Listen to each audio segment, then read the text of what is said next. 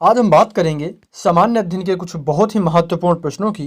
ये सामान्य अध्ययन का 5वां वीडियो होने वाला है। इसके पहले 4 वीडियो मैंने अपलोड किए हैं, वो अगर आपने नहीं देखे हैं तो लिंक नीचे डिस्क्रिप्शन में मिल जाएगा, आप ज़रूर देखिएगा। आप चाहे तो चैनल की प्लेलिस्ट में भी जाकर चेक कर सकते हैं। ये वीडियो सभी प्रतियोगी परीक्षाओं के लिए बहुत ही इम्पोर्टेंट होने वाला है। हम आंसर विद फैक्ट की बात करेंगे। चलिए वीडियो को शुरू करते हैं। चैनल पर नए हैं तो सब्सक्राइब जरूर करिएगा। हम शुरुआत करेंगे, निम्नलिखित में से कौन सी मुद्रा छत्रपति शिवाजी के राज्य में प्रचलित रजत मुद्रा नहीं थी? रुपया, टका, लारी या फिर रुका? सही उत्तर क्या हो जाएगा? सही उत्तर होगा रुपया। रुपया जो है शिवाजी के राज्य में प्रचलित रजत मुद्रा नहीं थी। अब हम बात कर लेते हैं शिवाजी की। शिवाजी मराठा साम्राज्य के संस्थापक थे। इनके पिताजी का नाम क्या था? शाहजी भोंसले। और इनकी माताजी का नाम क्या था? जीजाबाई। और शिवाजी से रिलेटेड एक प्रश्न हमेशा परीक्षा में पूछा जाता है, अष्टप्रधान, जो अष्टप्रधान मंत्री परिषद थी, किसके शासनकाल में थी? उत्तर क्या होगा? शिवाजी के शासनकाल में। हम आगे देखेंगे। अगला प्रश्न क्या होगा? किस शासक ने सिंहल द्वीप के विरुद्ध 642 ईस्वी में 2 समुद्री अभियान भेजा था? राजा राज नरसिंह वर्मन प्रथम, कीर्तिवर्मन प्रथम या फिर जयसिंह प्रथम? सही उत्तर क्या होगा? सही उत्तर होगा नरसिंह वर्मन प्रथम। नरसिंह वर्मन प्रथम एक पल्लव वंश के शासक थे। ठीक है, आगे हम देखेंगे। अगला प्रश्न क्या होगा? इनमें से कौन सा दर्रा पश्चिमी घाट पर्वत श्रृंखला में नहीं है? थाल घाट, भोर घाट, खैबर दर्रा या फिर पाल घाट?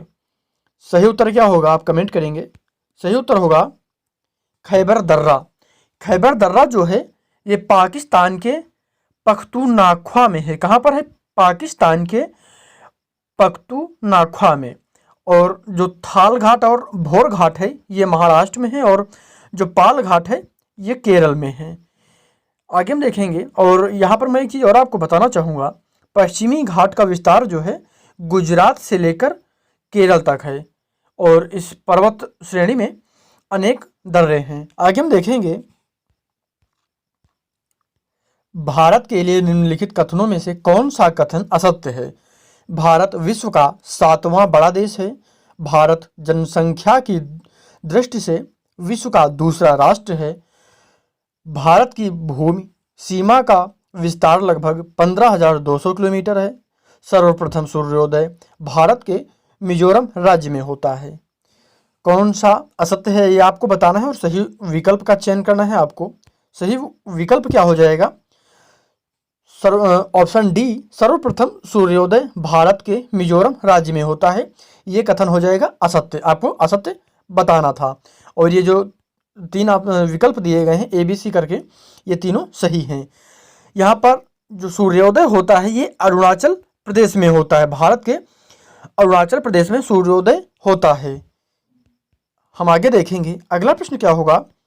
काली कपास मिट्टी निम्नलिखित में से किस अन्य नाम से भी जानी जाती है? तो क्या होगा? रेगुर मिट्टी, भूर, खादर मिट्टी या फिर बांगड़? तो सही उत्तर क्या होगा? सही उत्तर होगा रेगुर मिट्टी। रेगुर मिट्टी हो जाएगा सही उत्तर। अच्छा, यहाँ पर एक चीज़ और आप याद रखेंगे, काली मिट्टी का विस्तार जो है अधिकांशतः गुजरात, महाराष्ट्र, आंध्र प्रदेश, कर्नाटक आदि राज्यों में है, और काली मिट्टी को कपास मृदा भी कहा जाता है। हम आगे देखेंगे। भारतीय अर्थव्यवस्था कैसी अर्थव्यवस्था है? मिश्रित अर्थव्यवस्था, समाजवादी अर्थव्यवस्था, पूंजीवादी अर्थव्यवस्था या फिर गांधीवादी अर्थव्यवस्था? सही उत्तर क्या होगा? सही उत्तर क्या हो जाएगा? मिश्रित अर्थव्यवस्था। भारतीय अर्थव्यवस्था जो है मिश्रित अर्थव्यवस्था है। अच्छा, मिश्रित अर्थव्यवस्था का अर्थ क्या होता है?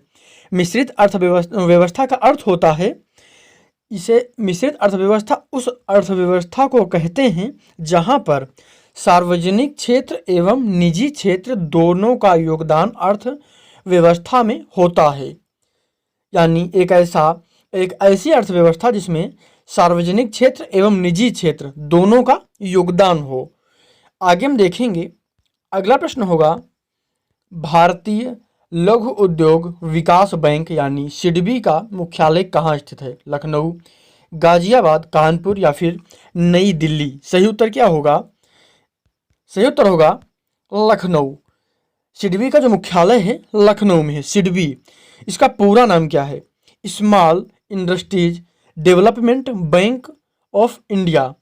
ठीक है, इसकी स्थापना कब हुई थी? स्थापना हुई थी 1990 में। इसका मुख्यालय मैंने अभी आपको बताया, हेडक्वार्टर जो है ये हो जाएगा लखनऊ। स्थापना 1990 में। और इसका हिंदी में अभी नाम देखा है आपने, भारतीय लघु उद्योग विकास बैंक। आगे हम देखेंगे अगला प्रश्न क्या होगा। अंतर्राष्ट्रीय मुद्रा कोष के ऋणों का उपयोग निम्नलिखित में से किस उद्देश्य के लिए किया जा सकता है? आर्थिक विकास हेतु परियोजना के लिए, भुगतान संतुलन में अस्थायी कमी को पूरा करने के लिए, केंद्रीय बैंकों के ऋण कोषों को बढ़ाने के लिए, या फिर औद्योगिक विकास के लिए पूंजी निर्माण हेतु? सही उत्तर क्या हो जाएगा? भुगतान संतुलन में अस्थायी कमी को पूरा करने के लिए। अब हम बात कर लेते हैं अंतर्राष्ट्रीय मुद्रा कोष। इसको अंग्रेजी में क्या कहते हैं? International monetary fund.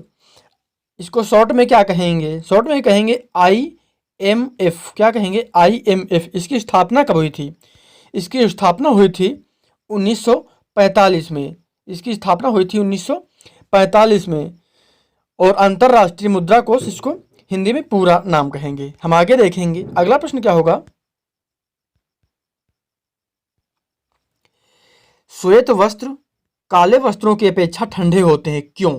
क्योंकि वे पूर्ण प्रकाश अवशोषित कर लेते हैं, वे प्रकाश अभिच्छेदन को रोकते हैं, वे सूर्य के प्रकाश को पूर्णतः ठंडा करते हैं, वे संपूर्ण प्रकाश को परावर्तित कर देते हैं। सही उत्तर क्या होगा? सही उत्तर होगा वे संपूर्ण प्रकाश को परावर्तित कर देते हैं, इसीलिए श्वेत वस्त्र काले वस्त्रों की अपेक्षा ठंडे होते हैं। हम आगे देखेंगे अगला प्रश्न क्या होगा।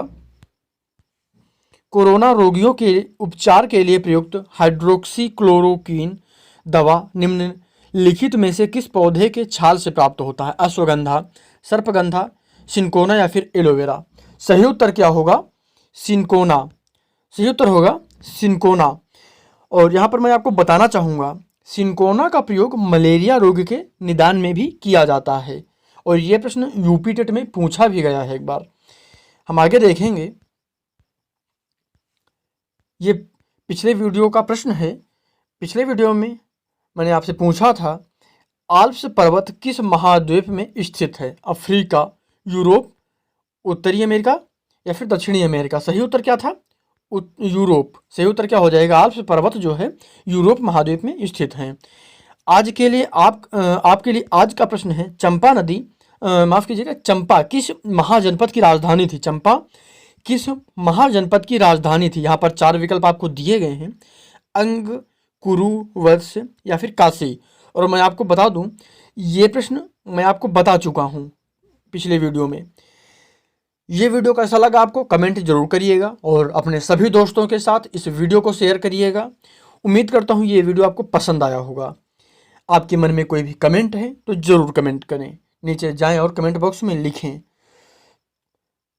पूरा वीडियो देखने के लिए आपका बहुत बहुत धन्यवाद।